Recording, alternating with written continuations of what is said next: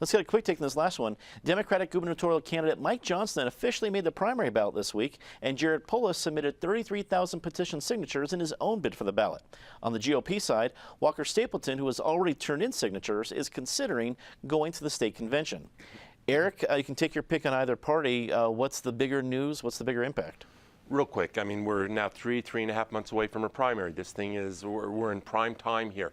Walker Stapleton, I have to believe this calculation is based on thinking he could deliver a knockout blow at the state assembly and save himself a primary, or at least a meaningful primary. On the Democratic side, it is really coming down to three horses. I mean, we started with 5. Donald Lynn is really not being heard from a lot, and she needs to do something to jumpstart it. But in whatever order, this is looking like a 3-horse race: Jared Polis, Kerry Kennedy, Mike Johnston. Krista, what do you think? We've seen different momentum surges on the Democratic side. We know the kind of pocketbook that a wallet that Jared Polis brings to the game.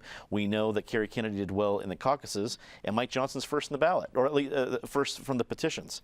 Who has the momentum? Well, they're all qualified, which is great. I think if we learned anything from the last election, if you have a ton of people going into a race, say over 10 or 15, I'm thinking about the presidential race, you don't necessarily come out with the best person at the other end.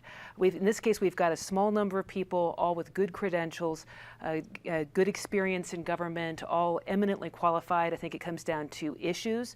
My preference would be Mike Johnston, because he's probably the most moderate of the three, but they're all three very qualified people. I think what happens on the Republican side, I would love to see that also winnowed down. I think Walker Stapleton is a terrific person, great credentials, great ideas.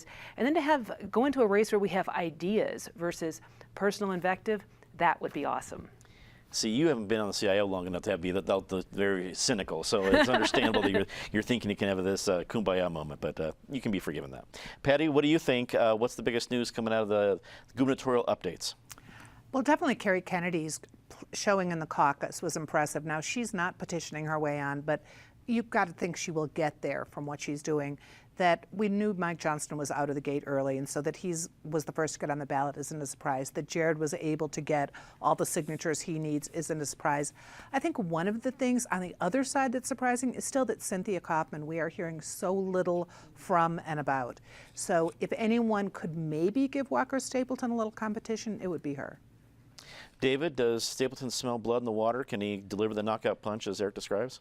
Sure, and it's entirely due to Cynthia Kaufman's lackadaisical attitude towards the campaign. I think a lot of people think that she would be the strongest Republican in the general election, but if you're going to get to the general election, or you're going to run well in the general election, you need to build a campaign structure. And she still continues to think that she can run for governor the same way she ran for attorney general, because they're both statewide races. Well, you know, Jared Polis won a statewide race for the school board.